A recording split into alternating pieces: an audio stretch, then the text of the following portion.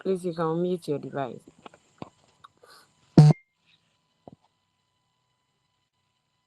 Good evening, everyone. Um,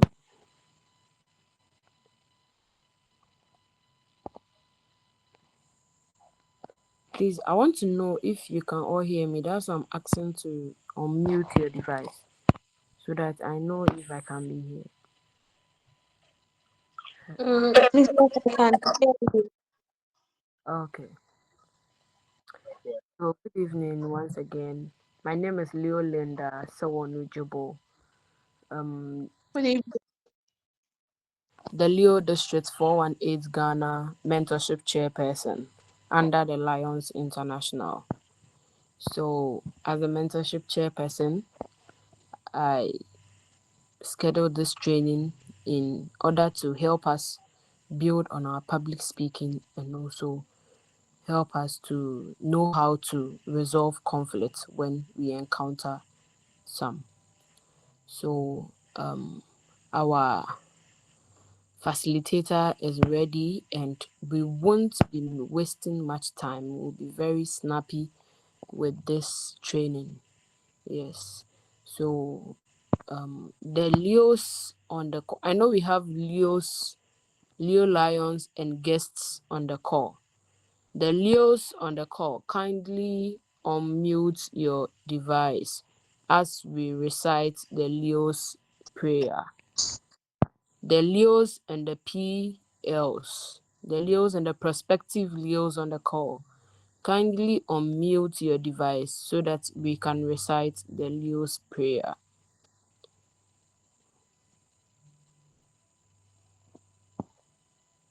Wouldn't like to mention them. Pure Thomas, Pure Courage, Leo Prince. Please, let's unmute our device as we recite the Leo prayer.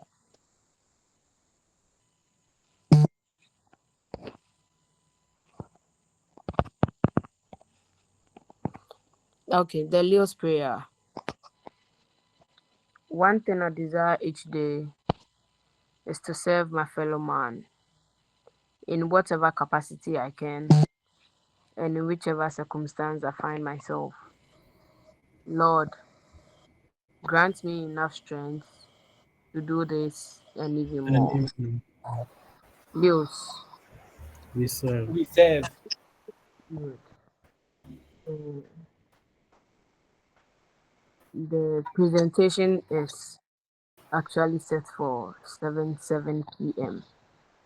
Our facilitator for tonight is Mr. Jones Amegashie-Viglo. He is the Speaker of YGS Parliament, the President of the Senate Youth Impact Parliament Ghana of the Youth Impact Movement. He is the Chairman of the National Association of Student Speakers Ghana, and also he is a senior research assistant at the Whole Technical University. Let's welcome Mr. Jones Amegashie-Viglo to give us his presentation. Mr. Jones, you have the floor now. Thank you.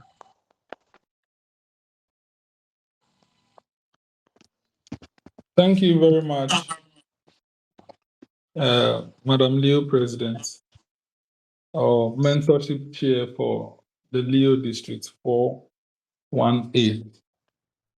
I must say I am enlightened to be given this opportunity to do this presentation to your group. The Lions International is one philanthropic group that is worthy of note. And we want to commend you for the great philanthropic work you are doing and building men of integrity internationally, nationwide, worldwide is much commendable. To all the Leos here, I don't know if you are Leo, can you raise your hand so that I can clearly identify you? If you are Leo, please raise your hand so that I can identify you. Okay, then the lions here, Jatao. Jatao, let's call you, raise your hand and let me see. Okay. That's nice. That's nice. Okay, Honorable Jones, please Yeah. help the prospective Leos too. Oh, okay. So the prospective Leos, you to raise your hand. Let me see. Okay. That's much encouraging, and I'm glad to be here to speak to you today on public speaking and conflict resolution. These are two topics that, if I may say, are topics that you'd have to learn and adapt. These are not things that not a lot of people pick this up, or maybe they inherit it from their parents. Your father or mother can be um, a good public speaker, or they could be judges or arbitrators, mediators, conflict resolution, mediators, whatsoever, or as the elders say, elders, or the men of wisdom that guide disputes for us to reach a conclusion on it. Your parents could be all those, but the rate of you picking it up and becoming one is, if I may say, probably around 20%. The rest is done on you to learn the act. And nothing comes easy. Practice makes man perfect, which means it's not all about theory. Read book and you think after reading book, you can be a master of this particular thing. No. Apart from reading the books, attending the classes or seminars such as this, you have to practice it to be very good at it. So this is for you to note that don't think that after this seminar now you have 10 professional public speaker, aka public speaker one, chief mediator number one right after this seminar. It is not so. No. You have to practice it in order to be better at it. And this does not mean that you should go and start conflict so that they can come to your outfits or mediation. No. It cannot also be so. As much as possible, no one wants wars and stuffs, except the problematic ones who like war. As that mean that we have been hearing. I don't like peace. I want war always. Problem always. Except if you are one of those. I beg you, you cannot come and be looking for problem to resolve. So um, let's just take note of that after this presentation, you have to practice. You have to practice in order to get better at it. Thomas, I haven't changed them. Oh, I'm so Jones though. So, as I said, the purpose of this lecture is to explore how public speaking strengthens leadership and influence. And is a very important thing. And after this, we expect that you, the lions and leos over here, should take it up and then get better at it, which means when opportunity comes for you to speak, don't shy off. You have to take a step. You have to take a step before you can get there. You are not like Tom and Jerry that you can jump or maybe you just disappear and then end up at your destination. In life, life is hard. Adulthood now scam. I beg you, let's not consider that song. Adulthood is not a scam. It's just full of issues, challenges, Life is real. And when life doors on you, your head starts to work like never before. So let's consider this particular quote. The single biggest problem in communication is the illusion that it has taken place. And this particular quote was by George Bernard Shaw. And the interpretation is just clear. Public speaking is not about eloquence. public speaking is not about eloquence. Yes, being eloquent is much of a pride that a lot of people will found redemption in it. But it's some people, their eloquence is more of gibberish in the sense that they start rapping and you don't end up understanding or making sense out of what they are saying. Especially if you don't understand their accent. You know, those of them that they go to the United States of America for a day, and when they come back now, their accent has changed. You cannot understand them again. It's language also depends on accent. So when the person doesn't understand your accent as well, communication becomes difficult. That is why it's important to know the people you are speaking to so that you can use the best of accents. So right now, I am speaking Ghanaian English to you. Okay, this one is not USA altered with Singapore cat one put in it. So this one is original Ghanaian English accent. That is what I'm speaking to you. I can decide to be eloquent if I want.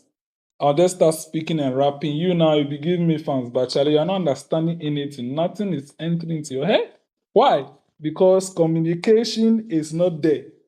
The thing is not connecting. 404 cannot be found. So public speaking is not about eloquence. It's about communicating.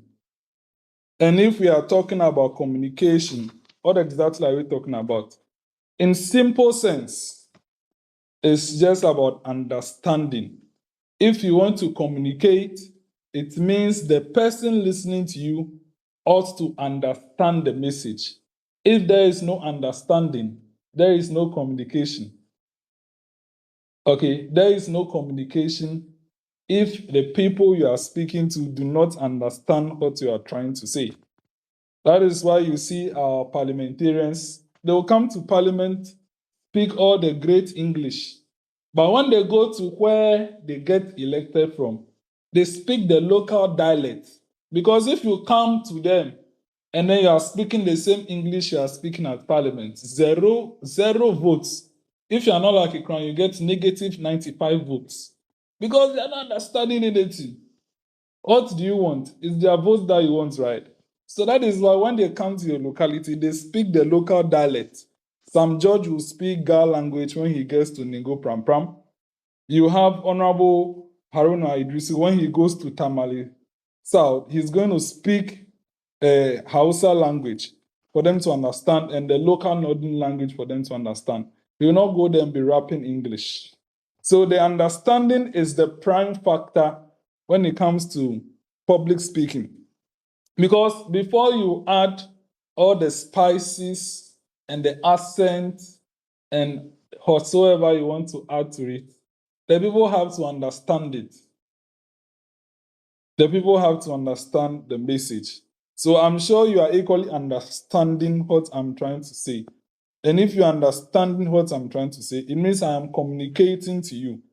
And that communication becomes the public speaking I'm doing. You know, private speaking is a concealed communication between just two people or a couple of people within a confined environment. But the public speaking is when you are speaking to masses of people of whom you don't even know majority of them. That is the clarity between private conversation and public speaking. Okay, so the act of addressing an audience to inform, persuade, and inspire them is the real public speaking. Okay, so when you are just giving an information, it might not exactly be classified as public speaking. But if your address or your communication is to inform, persuade, and inspire them, that is when you can fully term it as public speaking. Those of you who have been following your mentors, your models, and when you hear them speak, you're like, wow, I wish I can speak like this guy. I wish I can communicate like this guy. That is the inspirational part of the public speaking. Okay. Now, when you understand what he's trying to say, that is the informative aspect of it. Now, the persuasion comes if you take an action due to what you have heard from him. So when a motivational speaker comes and tells you that first class is not victory, or first class is not being the best of whatsoever, you can have second class and still become the best in the organization. Number one, he has given you information. Number two, he has inspired you. And number three, he has persuaded you that after all, even if you don't get first class, life can still go on. Life does not end after school. Public speaking is achieved. Do you get it? So every leader must also be a communicator. Every leader must also be a communicator. Why? Because words build trust, they shape perception, and they mobilize action. Take notice of this. Words build trust, they shape perception, and they mobilize action. I think it's a very commendable sentence. Every leader must be a communicator. So you call yourself a leader, but you want to just hold a meeting, and the meeting is not holding. You tell this and these people that we have a meeting today at this place, but the people already don't even believe you. Even when you are telling them about meeting, they are wondering, which kind of meeting are you talking about? And then Charlie, the brain, they chaka small. Now, when you get there, you are calling them, Agba, you'll be there alone. 1 hour, 2 hours, 3 hours, you are still there, single and entangled. Then there is a problem. There is a problem. It means you are not an efficient leader. Okay? It's not like it's a qualification scheme that you have to be a communicator to be a leader. But to be an efficient leader is to communicate. So every leader that wants to be efficient must be a communicator to be able to build trust from words, shape the perception of your members, and then mobilize that into an action. You cannot lead people if you cannot communicate with them. Now let's move forward to 3 pillars of effective public speaking. There are 3 pillars to effective public speaking. My apologies for not displaying any slide. I want you to listen to me. Okay. I actually prepared a slide, but I just want you to listen to me. So, in the case that you really want what exactly I'm presenting on, I can still share it after the lecture. So, there are 3 pillars of public speaking. Number 1, the content is the first pillar. 2, the delivery is the second pillar. And 3, the connection is the third pillar. Now let's delve into each of the pillars here. Content, what you say. What you say. If you want to be a public speaker or you want to communicate publicly, the content itself must be clear. You must craft a clear message that is purposeful and audience-centered. The message must be clear. It means no beating around the bush. It must be purposeful. It should have what? An aim. And then audience-centered. It means that the message is crafted for the people you are going to give it to. And in order to enrich your content, you must use facts, stories, and emotion in balance to balance it. Okay, when you don't use any of these things, it just becomes like a raw message or content you are giving to them. But when you add facts, stories, and emotions to it, then it becomes more of a strong content. It becomes something that is worth sharing in the sense that they will be able to use the third pillar to connect with you. Now, after you have gotten the content, if you cannot say it, if you cannot speak it, then it will remain with you. You are at what? In front of the door. How many of you have watched that Ali Baba movie or cartoon? You remember when they got to the gate, you know, Ali Baba had to say the particular password. Who remembers that particular password? Yes, those of you who have not been going to Sunday school will catch you today. Yes, who remembers that particular password? Share with me. Share with me. So if you remember, just raise your hand so that I'll know. But if you don't have any idea, you still know, I'll tell you. Oh, Philip, you know. Okay, Philip, can you do us the honors by sharing that passcode with us?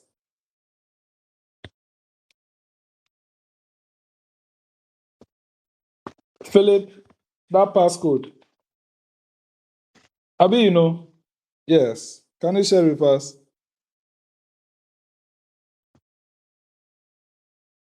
Okay, I don't think Philip is accessible. So I'll go ahead. So that passcode is Open Sesame. Open Sesame. Yes, it's a very important passcode. And what is the relevance of this to this particular discussion? So you have the message, but if you cannot open the gate, the message will stay with you. Yes, Ali Baba had to remember the exact message, the exact password to give it out before he could enter the cave. So the delivery of the content is what we actually see as eloquence. Okay? The people who, some people cry, their content might not even be correct or serious. But the way they'll deliver the message and you fall in love with them and you think they are talking sense. How? Because they watch their voice, their tone, their facial expression, their body language that all accompany the message or how exactly they say or they say the message. The tone. So the tone has to be very intentional. Okay, we use the tones per what exactly, or tones could be used for emphasis as well. When you sound very loud, it is a sign of perhaps a warning or maybe something important or an alarm. When you sound very calm, it could actually send a message of being peaceful or everything is going on well. When you sound sorrowful, yes, it means something is happening. Maybe you are not content or there is a bad news. There is a way you can speak that will sound exciting. And all those things are visible in your tone. The facial expression. When you are speaking to people, it's important to look around. We usually advise that you don't watch the people directly. That is when you have this kind of fear.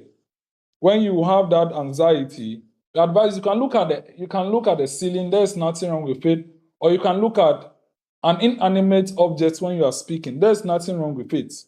Okay, but some public speakers can look into the eyes of people because they have been able to master it to the fact that the reactions of people do not exactly matter or affect how they deliver their message. So you start from somewhere. If you are the one who is shy, we advise that you look at inanimate objects. But if you are not shy, we advise that you give eye contact. Eye contact, it helps. It helps. So you just have to be careful not to be really distracted by however the people react. But it's important that when you are able to overcome anxiety, you learn to give eye contact to your people or your audience. The body language, that is how you are standing, how you are moving. We have another one called gesticulation, how exactly you are throwing your hands and stuff. Some people have unique arm gestures when they are speaking. Some people, it's like when they are talking, then they are waving. Some pastors, when they are speaking, then it's like they're raising their hand. I don't know. Looks like they are playing drums. People have very unique gesticulations. Pastors are very good communicators. Not the radical one. The radical ones, those ones, I'm not saying you should come and learn like your pastor. When your pastor is radical, you end up doing everything radical. No. Pastors are a bit intentional about how they preach. When their audience like radical message, they become radical. Those are the pastors that you see when they are speaking now, they are jumping, and then a whole lot of dramatic pastors, you know. That one is because that is what their audience understand and they appreciate. So they are giving them what they want. But when you go to other pastors, like the late Stevie Joshua, he's more of a calm preacher. And you see his reactions, his hands are mostly down, but when he has to do pointing, he does it. And he's a very calm preacher. T.D. Jakes and all those, they have some radical sense in them. You know your favorite pastors? Yes, pastors are very good communicators. Why do I say so? Because they actually do their presentation ex tempo. When I say ex tempo, it means they don't have like a full written speech in front of them. Perhaps some points, some of them don't even write points. They just keep the points mentally. They come and then they preach for about 1 hour. 1 hour. And you don't see members sleeping. So I'll give it up for your pastor. Those of you who are of mamis and pastors over here, clap for yourself. Because they are very good communicators. Pastors are very good communicators. Not everyone, please, majority. Some of them, they are quite bad. Let's just be frank. Yes. So the body language and the gesticulation is very important. If you don't know, some people are stagnant when they are presenting. They just stand up wherever they are and they present. Usually when you have a pulpit, it's advisable that you hang around the pulpit scene, especially when they are recording. It makes it easier for people recording. But when there is no pulpit, you can move around and you have to be very strategic about the movement. We don't advise you run because when you run, you'll be short of breath and then you will now be breathing heavily into the mic and then to look like Charlie, so you are fighting with someone. So that even brings another point. Stamina. Stamina for speaking is a very important thing as well. You need to know the pace at which you can speak, that your breath wouldn't have to be heavy when you are speaking. And some of these things, you have to audit yourself to know where you are and wanting to know where you want to get to, who you want to speak like. I'll get to the role models after the second point, after the third point. So let's be very intentional about our intonation. What I mean by intentional is that you have to know how you want to sound like. You have to know the kind of facial expressions you really want to give. You have to know the kind of facial expressions you really want to give. You have to know the kind of body language you want to give during your presentation. You have to be very intentional about it. And you also have to know the kind of gesticulations you really want to give during your presentation. You get it? So we have to be very intentional about that. Audit yourself about how you communicate. And then from there, you can pick it up and then know where you want to get to. So please, let's take notice of that particular point. Now, the third pillar is connection. The third pillar is connection. Now, when we talk about connection, it's about why they should care. Okay, when the message is not hitting, your audience will look unconcerned. They will look unconcerned. It's because the message is not hitting them. You know, some people, they'll come and speak for about 1 hour. I shouldn't even go far. Your lecturers, some of your lecturers are bad public speakers. Like they'll come and speak for about 1 hour. There'll be no reaction, no laughter. People will just be dozing around, others playing phone and stuffs. It's because the message is not reaching the people. But some lecturers, when they come and speak, like the entire class is enthused. They are so eager to hear the lecturer. And it's a very interactive session. It's because that lecturer is basically connecting with you people and he is doing a very good public speaking. You know, one of the best ways of doing public speaking is sometimes you have to get the people to laugh, aka sense of humor. You have to be, I wouldn't say intentional about it in the sense that when you are coming to speak, you think about a joke to come and crack during the lecture. No, it should be able to come naturally. When you are not good at that, you can maybe look at one of the jokes you crack before you come and then you speak. But it should be able to come naturally. And when you're able to bring sense of humor in your presentations, it becomes heartwarming and should I say it just basically relaxes the people. It also connects them in the sense that there's some sense of empathy and then emotions. Okay. So one of the ways in which you can improve your public speaking is if you are not good at it, write a joke down and crack within the presentation. But when you are good at it, it should just come naturally for you to crack a joke in it. So one of the best ways of cracking jokes is giving examples or nostalgic remembrance. That is where you go and tell them what happened some time ago that is obviously funny, not sad. Abeg, this one will be tribute. If it's tribute, you can't crack jokes when you are reading tributes. Please take note. Apart from tributes, you are free to crack jokes in it. Okay? Please, it's a very important thing.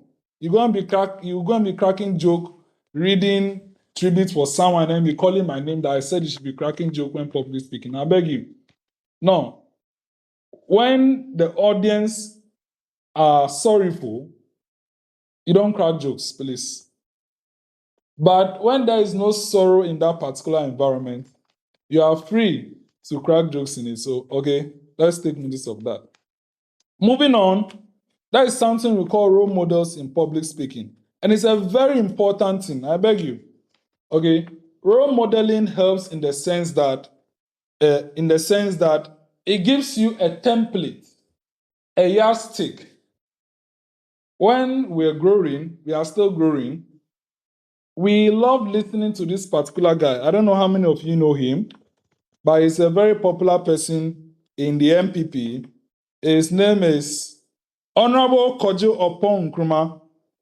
How many of you know him? Raise your hand if you know him. Yeah. Solis, you know him, right? He's a very good communicator. He's logical and composed and articulative. Like you say, he's that type of person that he'll be rattling the English and you understand it and then you get it.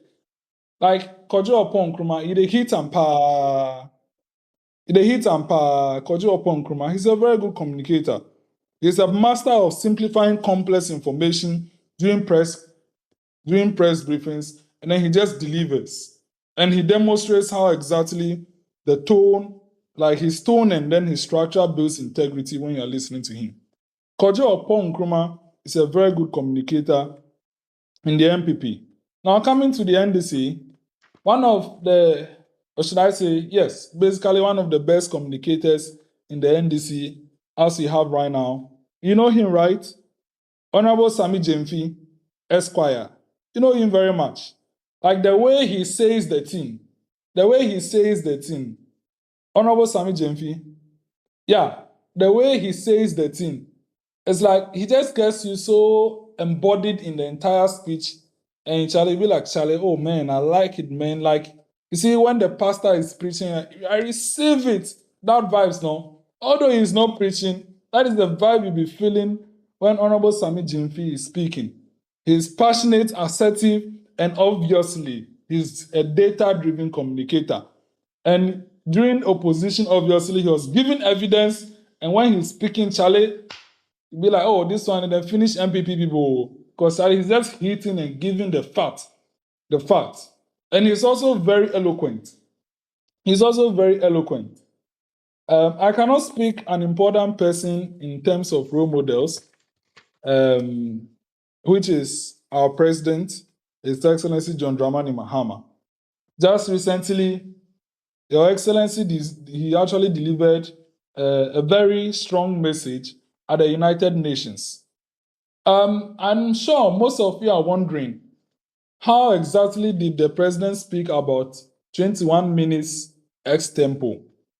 Okay, let me just clarify. He had a teleprompter. What is a teleprompter? You see, when you look at wherever they are coming to present at, you realize that they have some small panels. The panel is transparent from the back, but from the front, words are written on it. And it's usually to left and right. When someone is using the teleprompter, he scarcely watches the middle. he's always turning left or turning right. So he actually used the teleprompter. But regardless of the teleprompter, John Mahama is already a good communicator. He was Minister of Communications before he became president. And you know, before he even read the speech, he gives some extempo, should I say, messages. And it always hits, also about cracking jokes. And he does it very well. There are so many models we can actually assert to. And it depends on who exactly you want to sound like. Barack Obama is one who inspires through rhythmic, pulsing, and optimism.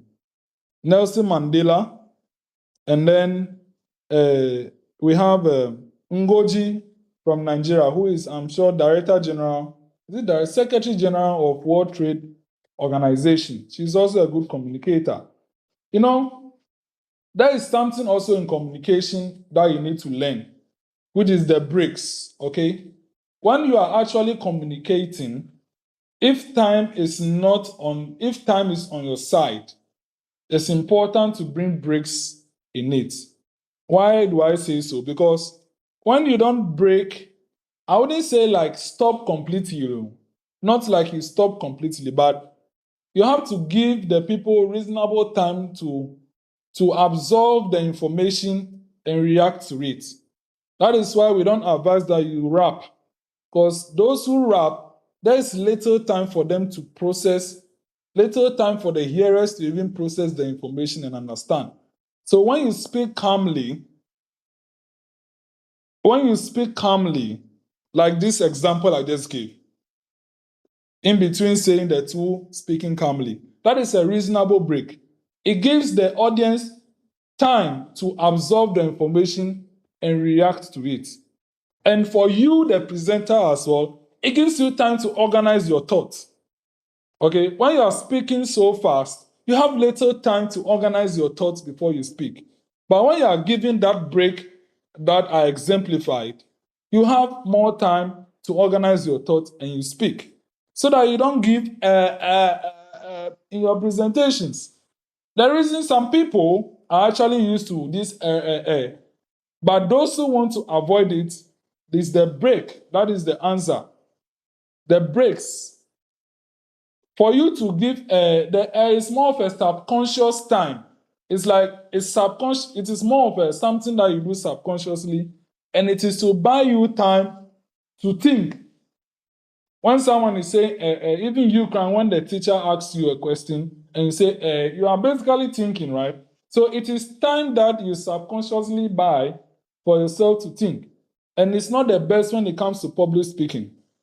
So the solution to avoiding in your presentation so that you not become like, some DJ, this rapping thing, is to pause, which was the example I gave. Let me give the example again. You have to learn to speak calmly. You have to learn to speak calmly. You saw the break in between the repetition. That is the break I'm talking about. It helps you to avoid saying when you are speaking, because that is a reasonable time for you to organize your thought of what to say next. Okay, so let's take note of that. So to finish the first part of the presentation, which is public speaking, is to say you have to prepare when you are coming to give a speech. If you are not an extempo speech giver or public speaker, please prepare a whole speech. Okay? There is nothing wrong if you read a speech. Please, I beg you, if you cannot organize your thoughts and deliver extempo, prepare a speech and read it. I repeat, prepare a speech and read it, because there is no harm in reading a speech. Okay? So if you are not a good public speaker, but you are willing to take that risk and become a good one, you can start with reading speeches. Okay? And all these tricks that I gave you, it still works in reading.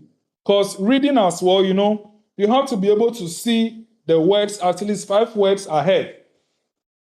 When you see it, you are pronouncing 5 words behind, and then when you see it, you are also saying it ahead. So when you are trying to read at a very fast pace, you will not be able to see the words ahead. So the break is also important. And when you are reading, you should be able to see, and or should I say, getting to some of the full stops, see at least 7 words ahead, so that you can give a little bit of what? Eye contacts. Eye contacts before you continue reading. So if you are not good at extempo, please prepare speeches and read. When you are coming to prepare the speech or points as an extempo public speaker, you should know the theme you are coming to speak on, the people you are speaking to, and why you are coming to speak. Okay? If you are not good, there's nothing wrong rehearsing. Okay, you can start, whether it is extempo or speech reading, record yourself and hear yourself afterwards. Okay, there is nothing wrong doing that. You are just auditing yourself. Okay, now when you get there, as much as possible, please try and smile when you are presenting, except for funerals that you can use normal face. Don't frown. But as much as possible, try to smile when you are presenting or you are doing public speaking. And as much as possible, align every message with service and humanity. And of course, humility. Humility. Do you get it? Are you on the same page? Yes, Are you please. on the same page? Yes. I want to go to public speaking. Mental chair, Linda, should we answer all the questions on public speaking before I go to conflict resolution? Because the conflict resolution is somewhere, somehow on a different note. Should we take the questions under public speaking before we go to conflict resolution? Yes, please. Yes, please. Okay. So please, you can moderate the question session for public speaking. Okay. Leo Lions, Leos, and guests. The public speaking presentation is done, and we would like to take questions. So kindly raise your hand, and I will call you to ask your question, please. Okay. Democracy. Kindly introduce to us if you're a Leo Lion, a Leo, or a guest, and your name, please. Okay, good evening. I'm Emmanuel Lavin from Kumasi. Please, Kumasi Adeshare. yeah, Aputoja. Koforidua UTEC. Kumasi Aputoja. Okay, you are a guest. Yes, please. Okay. Please, I want to inquire from the speaker. How will I maintain composure during public speaking?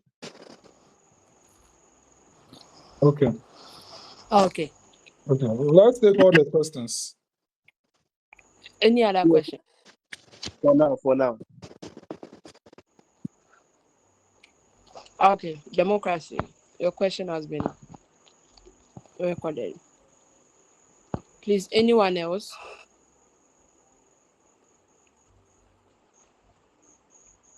Anyone else, please?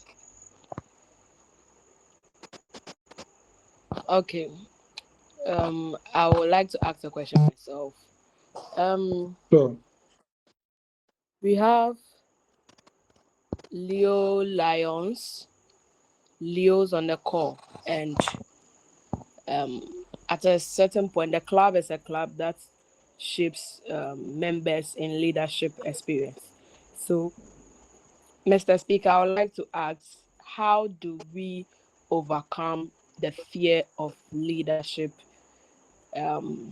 skill, which also aligns with the public speaking? Because when I'm being nominated to be a club president, I might be having the fear to accept that position because I might not be good in public speaking. So, how do I overcome that fear, please? Thank you. Thank you very much for your questions on public speaking. Yes, coming to Coming to the issue of composure, I think Pamela has a question. Okay. Leo District's Cabinet Secretary, please, we can have your question. Thank you very much, Leo District Mentorship Chief. Good evening to everyone.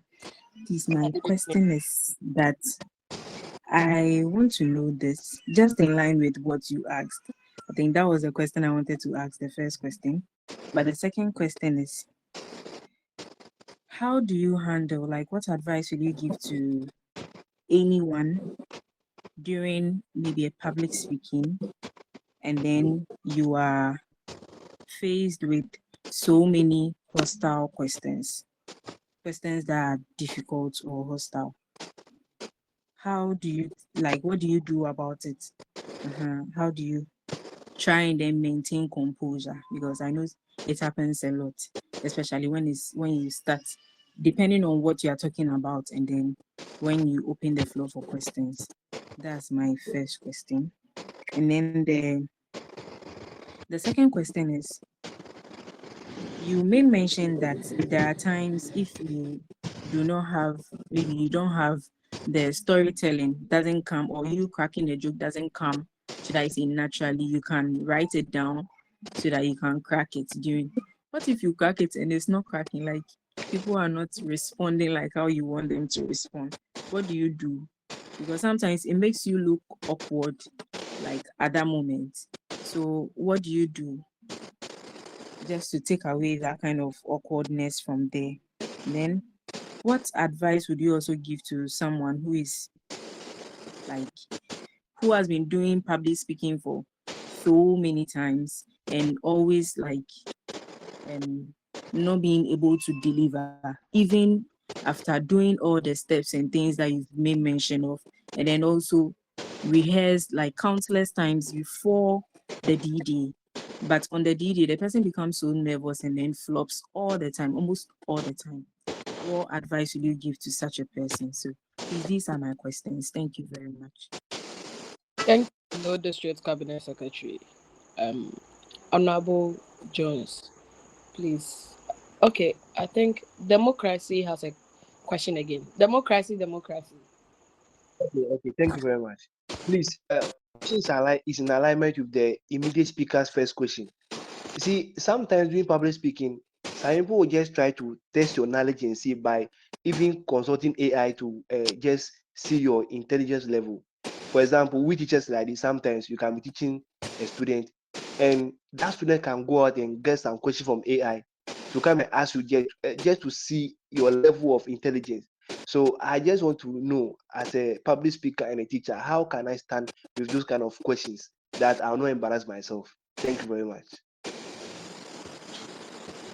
Thank you very much for your questions. Okay, I'll answer the question by the way they have been asked. I think Thomas has a question. Let's take Thomas' question as the last, then I'll answer or we'll move to the next section. PL, is it PL Thomas? I'm not PL, please. Okay. This is Thomas. Leo Thomas, someone, a class club director. Okay. Yes, please. My question is stage fright. How do you deal with it? Especially, let's say, for the first time you've been introduced to a crowd. Let's say you are used to maybe a crowd of 5 or 10 or 20. Then all of a sudden you've been invited as a speaker for the first time, maybe to a crowd of like 100, 150. How do you prepare? How do you manage that particular crowd? And how do you pretty much prepare for it and then psych yourself? And what are the pointers? Who and what do you do within that situation? Especially if you are someone that deals with a lot, who does a lot of conversation and talk to people all the time. How do you do a stage? This is especially a different environment for what you are used to. How do you do it? Okay, thank you, Leo Thomas. I'm doing a Mr. Speaker, presentation, so please. chat me on WhatsApp. Okay, Roland Adevo. Okay, Is it? Mr. Speaker, please, you can take the floor. Okay, thank you.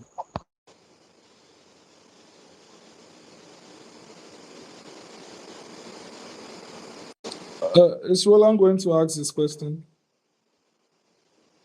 No, please. No, please. He just joined the call.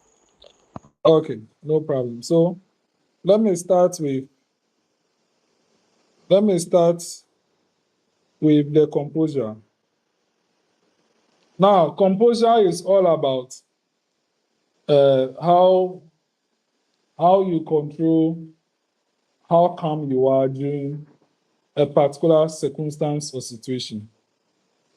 As much as possible, if you want to maintain composure, you should try to find a way to elevate yourself to more of a status of being excited before the presentation. Because if you end up thinking too much about the presentation, you become anxious and then you lose your composure. In answering composure, I may end up answering a little bit of fear and the rest.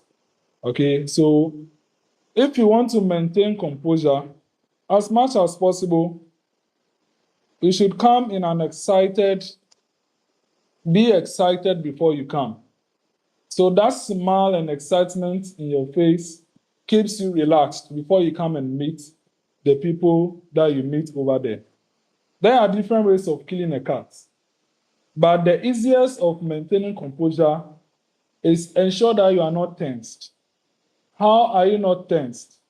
Don't fear, don't be anxious before the presentation. Now let's answer the question of being anxious before presentation. I said be excited before you come. Number 2, you become anxious when you are thinking about the personalities that will be around during the presentation. Oh, it's going to be a big crowd. A lot of people are going to see me. My lecturers are there. Maybe the president of Ghana is there. All those things make you anxious and you lose your composure immediately. You take the mic. How can you battle that? It's about your mind. It's about programming your mind. How do I program my mind? I program my mind like this. I tell myself, I'm the one coming to give the information. I am the beholder of the information. I am the boss. No one is above me. And in saying that, it elevates my thinking and I end up feeling bossy. And it helps in the sense that when you feel bossy, you end up feeling like you are the highest person over there. And when you are the highest person over there, you have no one to fear. And I also remove the thinking of pleasing anyone. I remove the thinking of pleasing anyone. Why? Because when that happens, I don't have anyone to excite again. So I'm just coming there to give them the information I have. But when you are so obsessed about impressing someone, that is where it also increases your fear and anxiety. So remove this thinking of impressing anyone. Stop auditing yourself in the sense that I'm afraid I'm going to fail. What will happen if they don't react? All these things bring anxiety. Please, no one is perfect. No one is perfect. You are not AI. You are not a robot. Making mistake is all part of life. So don't come in to do a presentation expecting to do it impeccable, to do it in a way that does not have any mistake. You are not a machine. Sometimes you make a mistake and the way you handle it, no one will know you have made a mistake. That is why we advise when you make a mistake, you don't stop and say sorry, correct yourself and go. Continue with the mistake like that. Okay? So, number 1, remove impression. Change your mind that you are the one coming to give the information. Make yourself feel like a boss. And then when you come there, don't do eye communications. Watch inanimate objects, not exactly the ceiling, but you can be watching a table or a chair that no one is seated in. So far as there is no one there, you will not be alarmed to feel anxious. That is how you kill this anxiety. Okay?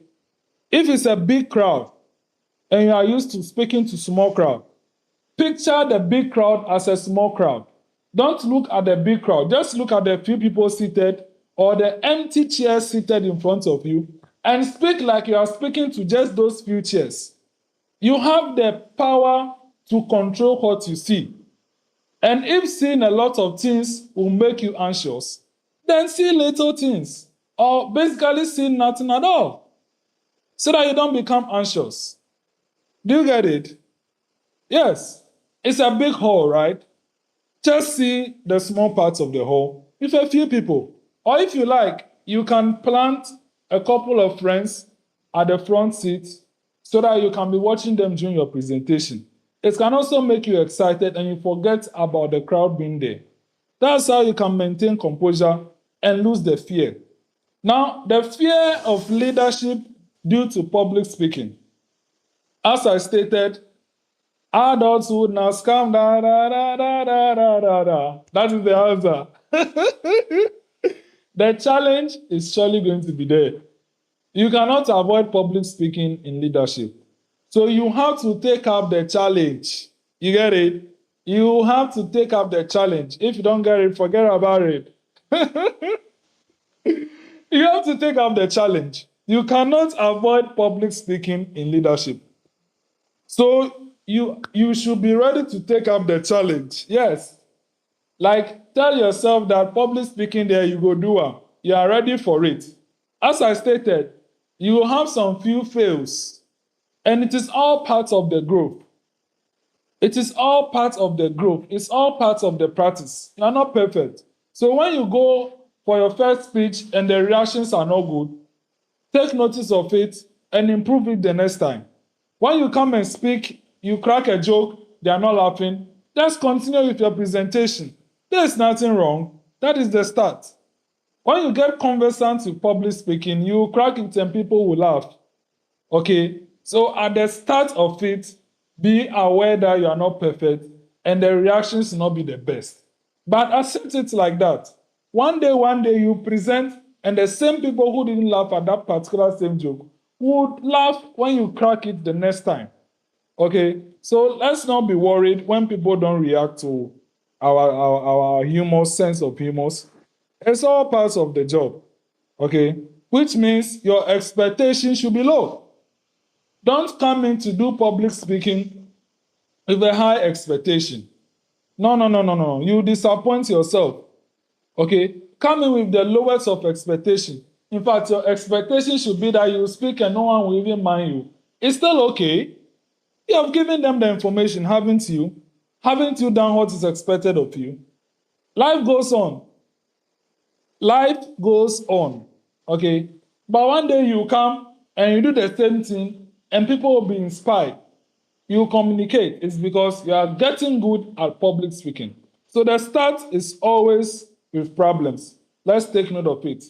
Now coming to the issue of answering questions that are posed to you. In the circumstance of being a teacher, that your students are using AI, I would say it is like a trap. But there's a way you can outsmart them. Sometimes you can pose the question back to them and then joke about it, and then you move on and teach. You are not bounded to answer such traps. But if it is an honest question that the person wants an answer, if you know the answer, you give it to them. If you don't know and they have phones, you can ask them to search and share with you. Because as a teacher, you don't know it all. You see, some teachers, the issue they have is that they think they are the odoro of the time that no one can correct them. That is a wrong way of being a teacher. As a teacher, you are only leading the conversation. So, teachers who come and think that they must know it all, you are on the trail of no return.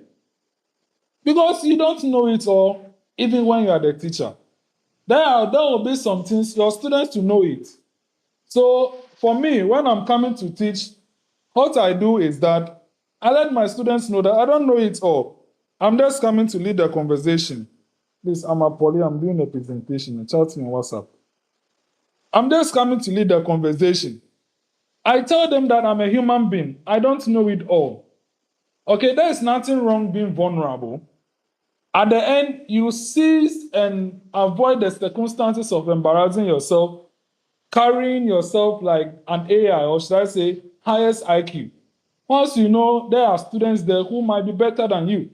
So it's important you set the ball rolling by telling them that you don't know it all, but you're coming to lead the conversation. And it is for them to understand, because at the end of the day, you are not going to write the exam with them. So if they are looking at embarrassing you, they are the losing point.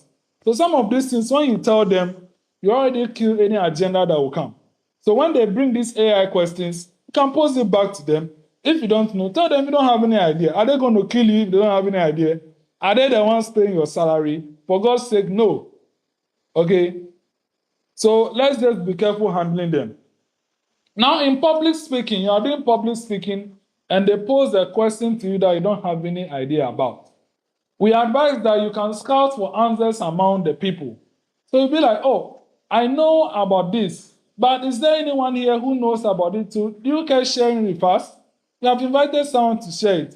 And within that particular time that you are scouting for answer, you yourself, you are brainstorming about what exactly to say. By the time someone is done answering, then you complement with yours. That's how you deal with questions that might come that you are not prepared for or you are not ready to answer. You can invite a third person to answer with you. Or in the art of scouting, does anyone know? By the time you are done saying, does anyone know, does anyone know? You would have thought about an answer and you have given them. Okay, so that is how we handle some of these issues. Let's take notice of them. Have I answered every question? I think I have answered every question, right? Yes, I think I have. I have. Linda, have I? Yes, please. Okay, so now let me move to conflict resolution. Now, conflict resolution is a very important matter. It's a matter that needs no introduction. Ella Bena, those of you who have dated before, the fights there, you have already fought it before. Those of you who are very troublesome, you are the originators of the conflict. So conflict needs no introduction. But just for the records, conflict is just the instance of varying opinions, values, goals between individuals or groups of people. Conflict arises when your view is different, your fact is different, your opinion is different. Because when there is consensus, there's nothing to fight about. Or when you all think alike, there's nothing to fight about. But the disparity in thought is where conflict arises at. And the failure to reach a consensus, which is bringing both varying parts together or opinions together to draw a bottom line, when you don't handle it well, conflict can escalate at that particular moment. And as a good conflict resolution manager, it is done on you to be able to ensure that a consensus is reached or a common understanding is reached at the end. What are the sources of conflict? Miscommunications, assumptions, competition over limited resources, difference in belief, interest, and personality, emotional reactions, and unmet expectations, and a whole lot. These are sources of conflict. Now, for conflict in leadership and service, it comes from internal disagreements within the club or with decisions being made, misunderstanding between leaders and members, tension arising during decision making. And you see, one of the places that we see conflict management publicly is Parliament. Another place is the court. Because the judge is basically the adjudicator of that particular conflict. But in Parliament, the Speaker is the mediator to ensure a decision is reached. And where you see them fighting in Parliament is because the Speaker presiding has failed to properly manage that particular conflict or has not helped the House to reach a decision leading to that particular conflict. But in a parliament that fight does not happen, it means the speaker is a good conflict manager or is basically good at presiding to help decisions to be taken. In court, I don't really think we see so much fights coming from court rooms. But the thing that happens is that you end up seeing that, the victim, or should I say the innocent person, is now the victim. It is because their lawyers have not made a good case. In the circumstance of court, they work with facts that have been placed before the bench. You work with facts that have been placed before the bench.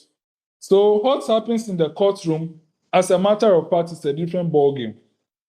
So I'll be making less or no reflections or no reference to courtrooms. But the management of conflict is a very important thing. Okay, let me give disclaimer. There are some people, they are devils in this particular circumstance. Please, it is limited to a particular jurisdiction. Okay, I mean guy to guy. You know, say, what's your party they talk, be the matter. But tintina, that matter now you go talk. Are you not contributing to conflict? Yes, you are contributing to conflict. You are a devil. We have to deal with you if announcing all. And people like that, the best way of dealing with them is like sometimes you have to let them feel like, oh, that is it. By the end of the day, reaction or reality will reach them. Reality will reach them. That's how you deal with these particular devils. But in serious conflicts that happens, there are principles of dealing with them. And I'm going to take you through that principles.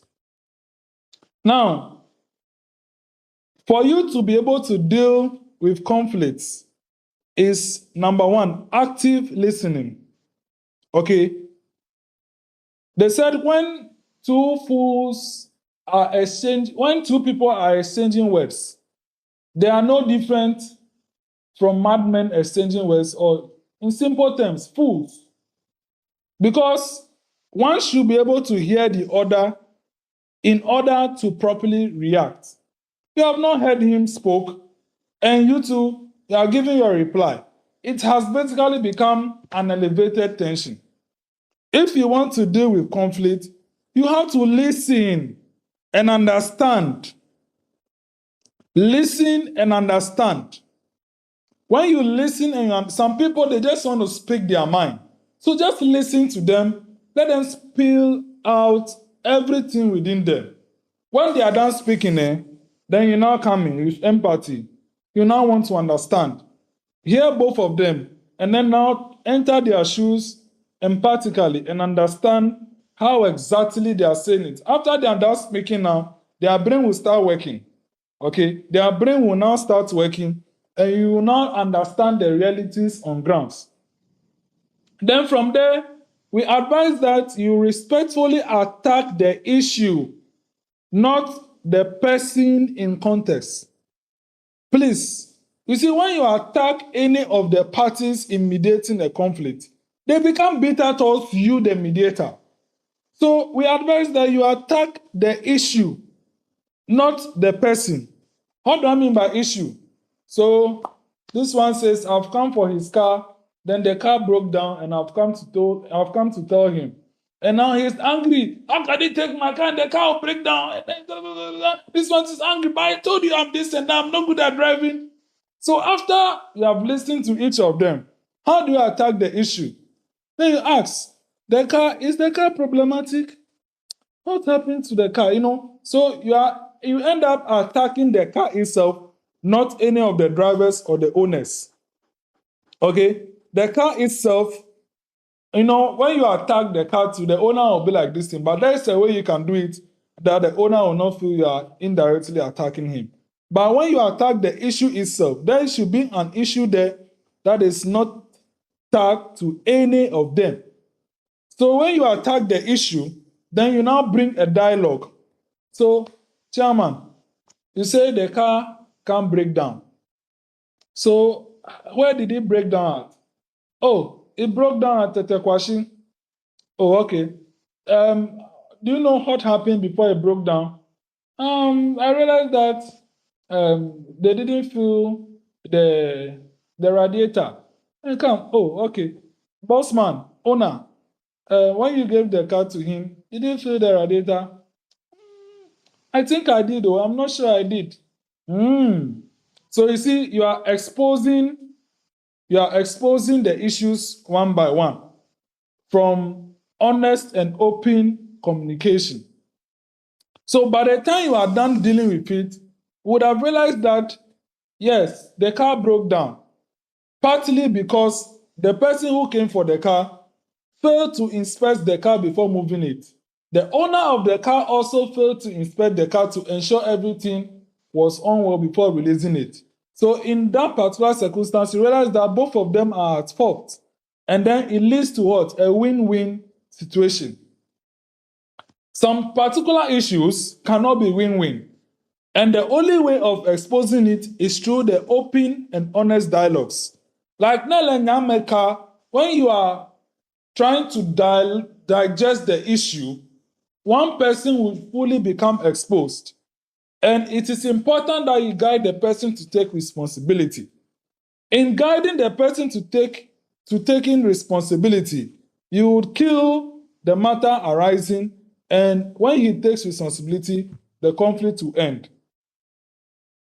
Okay, so you, the mediator, the rules are that you don't speak loud on them.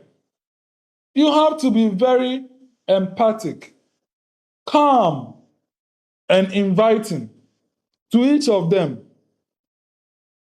before they can listen to you. You, the mediator, cannot come and be yelling on them again as if you are one of the parties. Okay? You cannot use aggression to resolve a fight. You cannot use aggression, okay? Except in some particular issues. You know, there are some people, you have to say it loud, but we advise that you do it when they have taken responsibility. But in most cases, you don't use aggression. We advise that you use passive and then assertion.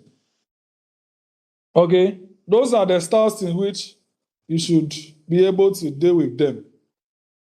Now, let's look at the 5 steps. I think 5 steps in the conflict resolution model. So first of all, before you even start, you have to acknowledge the problem.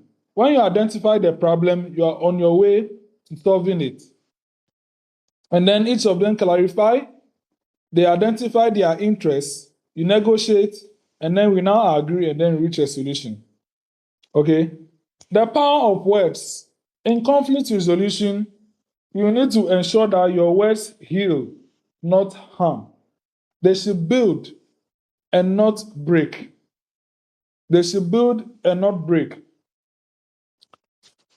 And you have to take care of your tone, your body language when mediating. If you are a party, I've been talking about the mediating role all this while. Now let me talk about if you are one of the parties in a conflict. If you are one of the parties in a particular conflict, except you have agenda, because agenda matter is not one that we can talk of. If it is an agenda, it means there is something else to be achieved as a party in doing this. But if you don't have any agenda, the non-agenda boys, it's important that you remain calm. Okay? If you want the conflict resolved without a third party, you have to take responsibility. You have to take responsibility in this particular circumstance. And taking responsibility is now to act as a mediator. Let the other party speak. When he's done speaking, then you will now speak. Or other people will say, you will now spoke. You spoke your mind. It's not in the dictionary as a correct usage of the tense. You will now speak your mind. Then after that, you have to help the other person identify the problem.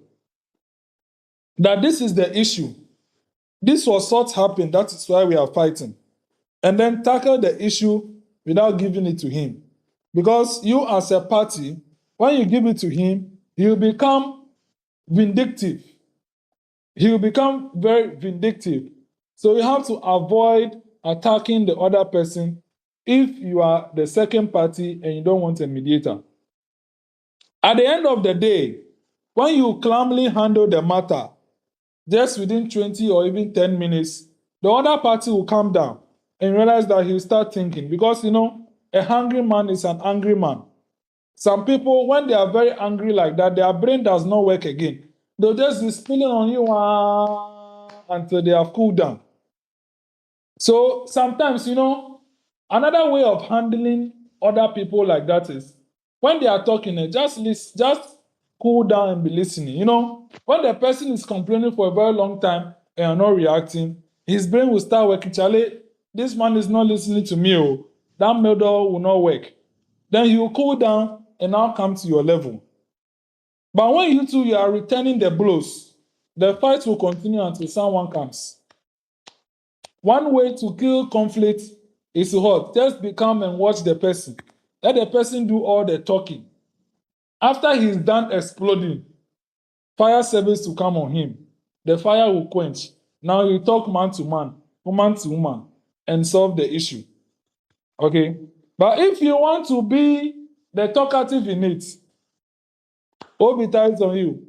If the other party is not like this, who is ready to listen to you, you will fight till Jesus comes. And I wish you well in that. But I don't think you are coming to this seminar to become the other party who will be complaining the whole day. No. You are coming because you want to change. You want to turn a new leaf. And I'm saying that if you want conflicts to end, you don't want the matter to escalate, allow the second person to express. After he's done expressing, before you express him, let him cool down. Let him release all the anger before you talk your matter. Because if you talk your matter as he is also angry, the fight will continue. So just let him express, he's done. In fact, you can serve him water after he's done. When he cools down, his fire has quenched. Now you talk sense. Talk your matter, talk your side, share your interests, negotiate, reach a consensus, and that's it. That's it. Some people are fond of creating things, and those kind of people, we have to identify them. If you want to avoid the creation of sin, the best way is to move it into a private confinement. Okay? If you want to avoid a sin, you can lovely drag the person. Some people, when they're angry like that, when you drag them, it will not work. So when there's someone, they tell the people, they should help you drag the person complaining to a confinement, an enclosed place. Then you can handle it there. That is how you can avoid sin. Another way too is that some people, when you start working, they'll follow you because they want you to listen to them. So you don't need to drag them. You want to move them to a confined space, just start working. They'll follow you and be complaining. Then when you go into the confined space, then you continue the talking there. There are some wizards that no matter all these things I've taught you, do not stop complaining. Simple. Go away. If you don't want a sin, he's not ready to cool down because his fire is that of an atomic bomb that has blasted and will keep on burning for the next 10 days. Go away. Nothing kills you from going away. Because when you go away, he'll become a fool, complaining to the air, and he'll reason up. That is for people who are not ready to go into a confined space with you to avoid the sin they are creating from the argument. Go away. It's as simple as that. As I've already stated, nothing kills you. If you go away, will he die? He is the one to suffer from the anger. Will you die? Peace of mind. You have peace of mind to think. So it's just as simple as that. It's just as simple as that.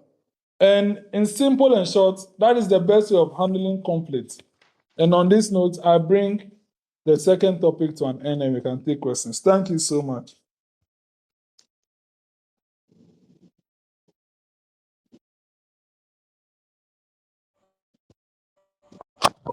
Thank you very much, Mr. Jones.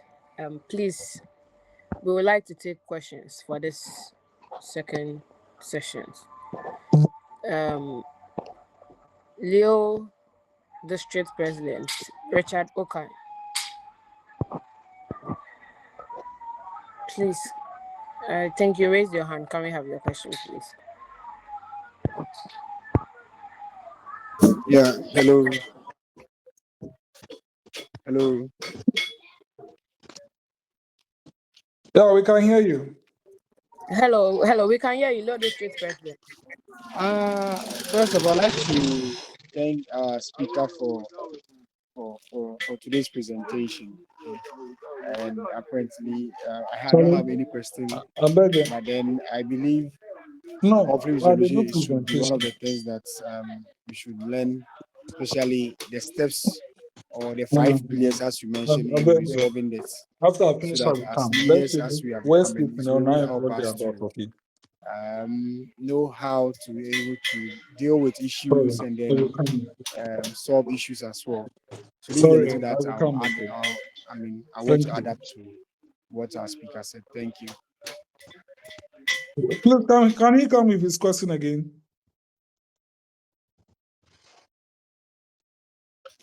Mine is not a question. It's just add up to what you said. Oh, okay. No problem. Then you don't need to repeat it.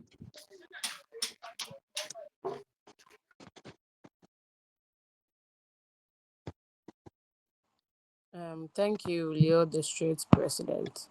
Please, we are taking questions.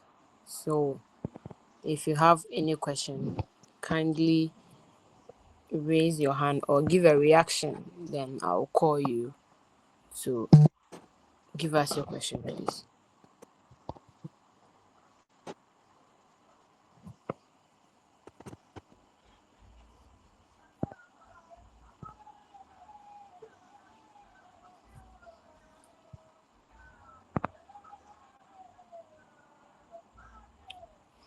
Okay, since no one has a question, I think every aspect of the presentation is clear to us, and we will use it as a working document. We will not just be listeners of this training, but we will also be doers of it. So, Mr. Jones, I would like to take your last comment on this training, then we can wrap it up and close, please. Thank you very much, the mentorship chair, and my own Senator Linda Sewonu-Jobo. I'm most grateful for having given the opportunity to speak to the Lion community. I must say, these are matters that are not far-fetched. And leadership is that type that you keep on learning every day. Okay, leadership is that type that you keep on learning every day. We don't have anyone who is the best leader. And there is no one like that because the world is changing. The problems are getting more difficult by the end of the day. The rules of yesterday might not work today. And leadership is evolving. Leadership is evolving. There is something also called leadership style. And leadership style improves over the day. Those of you who have had the opportunity to lead committees, lead associations, and lead your groups before, as compared to the first time that you led your group, and if you are given the opportunity to lead today, there are some things that you did that you not do again. It's because what? You are learning from the mistakes. You cannot come and become, you cannot, it's not like you have to be in leadership for 30 years to be one of the best. Someone can become leader today and he'll be better than you. One of the best examples of emerging leaders who do not even have any leadership experience, but seems to be doing better than people who have been in leadership for 30 years is Captain Ibrahim Traore. Those of you who know him can attest to the fact that he's setting the pace when it comes to African leadership. And it's true. Captain Traore was not a house captain, was not a head boy, was not a school prefect, was not an SRC president, was not a minister, was not an MP. But he is setting the pace for African leadership. So you don't need to be very good, extremely good at leadership today to have the best of leadership styles. Principles is something that we have to consider as leaders. As a leader, you have to have principles that you abide by. And what are principles and values? These are things that you cannot compromise on. As a leader, you can have it that you are not going back on your words. When you say something, you mean it. When your colleague says something and you say, you reach a concession on it, you are going to be that will be available and approachable. These are principles and values that you can work by. And it's important that as a leader, you identify these things and you should be moved by them. So as a leader, you should have principles. It's important to have role models and mentorship and mentors in leadership. People who mentor you to become better versions of themselves is very important because they will share their experiences with you. And there's something you also need to know. You don't need to go through the same problem before you can learn. You can learn from the experiences of others. When other people have gone through some issues, you learn from it so that you don't have to go through the same issue before you bring a better solution. As leaders, you have to learn to consult. No leader is an epitome of wisdom. If someone tells you that he knows it all, he's lying. That is why as leaders, you have to consult. Even the president of Ghana is confined by the constitution to consult a group of people called the Council of State. It is because the constitution recognizes that he does not know it all. As leadership, we have to succumb to criticism and examination. Let's not be angry when colleagues come and tell us that what we are doing is bad. It should be done this other way. It helps us improve. Leadership without opposition is dictatorship. Okay, sometimes you should invite criticism to your leadership style. You should give opportunity to people to criticize you because it helps you perfect and improve your leadership style and become a better version of yourself. Let us also learn that accountability is also good. Okay, let your people know what is happening, what is going on. Don't keep everything to yourself. That is why you have list of leaders. Consult them, speak to them. Two heads are better than one. When you take decisions as a group, it is heavier than taking it on your own. So as leaders, learn to work with others. And let me talk about teamwork. It's a very important thing that other people underestimate. Teamwork is bigger than you think, and it is one of the best things that you can have. When you are working in a team, please always call on the team. Let them know they are all parts. If you have a role to play as a subordinate, play that role and respect your leader. You will not be a subordinate every day or forever. One day you become a leader. Respect is reciprocal. If you cannot give respect as a subordinate, don't expect people to respect you as a leader. When you are a subordinate, respect the person leading. Okay, as I stated, we are human beings. Your leader will not know it all. He might not know it all.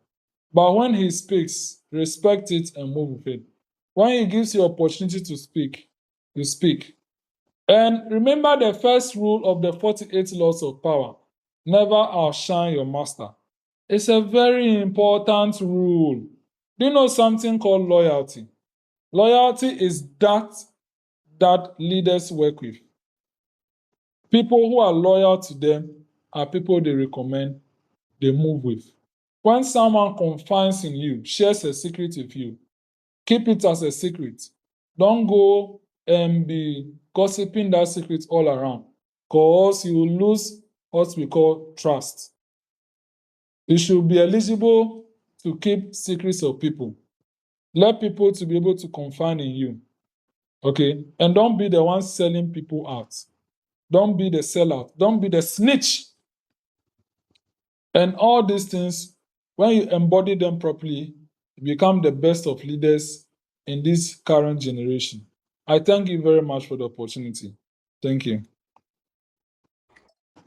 Thank you so much, Mr. Jones Amegashie-Viglo.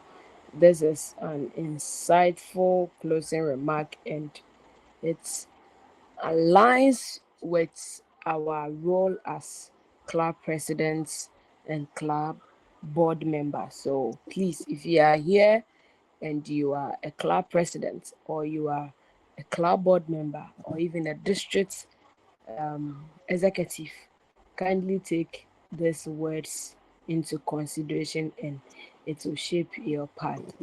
As I introduced earlier, I am Leolinda Sawonu Jobo, the District Mentorship Chair.